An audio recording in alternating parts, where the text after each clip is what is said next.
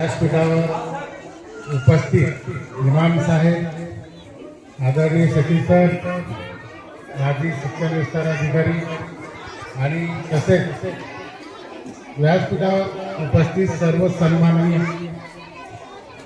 आणि या शाळेचे कर्तव्यदक्ष मुख्याध्यापक, शिक्षक, कर्मचारी वृंद, विद्यार्थी आणि माझे बालमित्रांनो, ज्ञान प्रदर्शनीच्या निमित्तानं इथे जमलो आहोत. गेले 8 दिवसापासून या शाळेमध्ये विविध उपक्रम राबवले गेले. आनंद मेळावा असेल, कालच्या तारखेचं स्नेहसंमेलन असेल, अतिशय दर्जेदार असं स्नेहसंमेलन झालं मॅडम इथलं. आणि नागरिकांची, पालकांची, विद्यार्थ्यांची खूप गर्दी होती आणि विद्यार्थ्यांचा उत्स्फूर्त सहभाग या स्नेहसंमेलनाला लाभलेला. मुळातच शिक्षण म्हटलं की फक्त पुस्तकी ज्ञान एवढंच सीमित न ठेवता विद्यार्थ्यांच्या अंगी जे विविध कला कौशल गुण असतात ते बाहेर काढण्याचं काम येथील शिक्षक वर्ग करत असतो. आणि मला असं वाटतं की फक्त आजच्या दिवस वर्षातून एकदा विज्ञान प्रदर्शनी न घेता विविध मुलांचे जे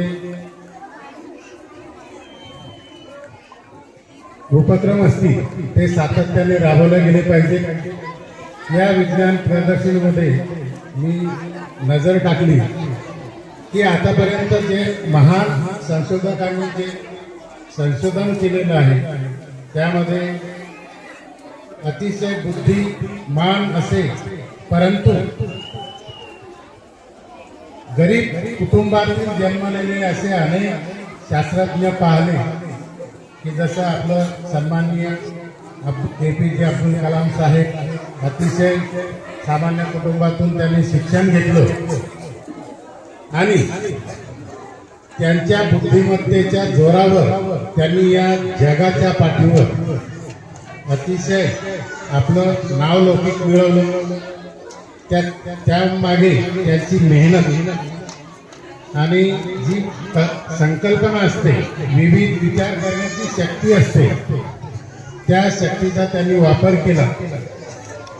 प्रत्येक मुलानं तुमको भी ऐसा लगता है कि नहीं मैं कुछ ना कुछ कर दिखाऊं कि जो अभी तक ये इस दुनिया में कोई बात पे संशोधन नहीं हुआ.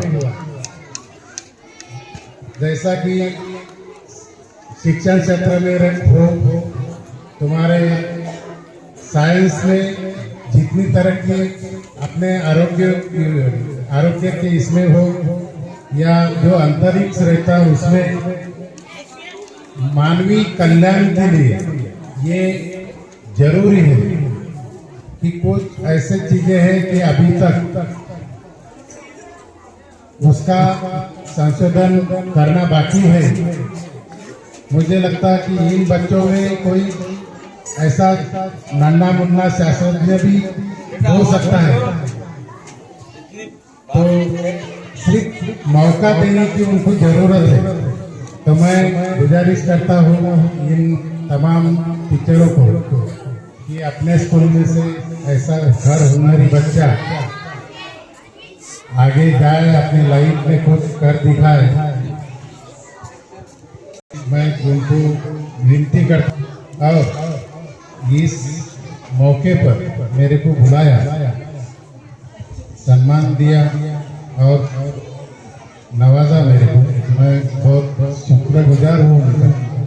और एक बार इमाम साहब का आवाज़, उनकी तारीफ करना मेरा फर्ज है. मैं जब गेट के बाहर था तो खुदा ने उनको एकदम सुरीली आवाज़ से नवाजा है. बहुत बेहतरीन उन्होंने यहाँ पेश किया उनके आवाज़ों में. तो बहुत बढ़िया. और आपको शुभेच्छा देता हूँ. इसके आगे भी अपने समाज के लिए अच्छे काम हो जाए अपने हाथ से. और इन बच्चों को मैं इस विज्ञान प्रदर्शनी के लिए हार्दिक शुभकामना देता। अपने लाइफ में भी ऐसे हमेशा कुछ ना कुछ कर दिखाने की ये अपने इसमें कर दिखाने का कुछ तो भी जज्बा रखना चाहिए और रखेंगे आप। मैं इतनी उम्मीद करता हूँ और मेरे अध्यक्षीय भाषण समाप्त करता हूँ। धन्यवाद। Thank you.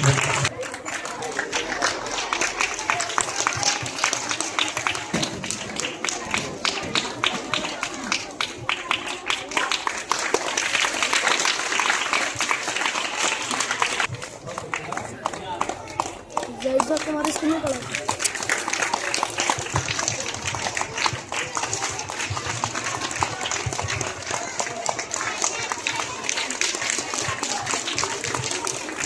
चांद सितारों से कम नहीं, चोट नजारों से कम नहीं, गुंचों से कम नहीं, और ये दुनिया की सारी खुशबुओं से कम नहीं। ऐसे मेरे मेहमान हैं और उनके लिए दिल निछावर करता हूं मैं आज की इस महफिल में।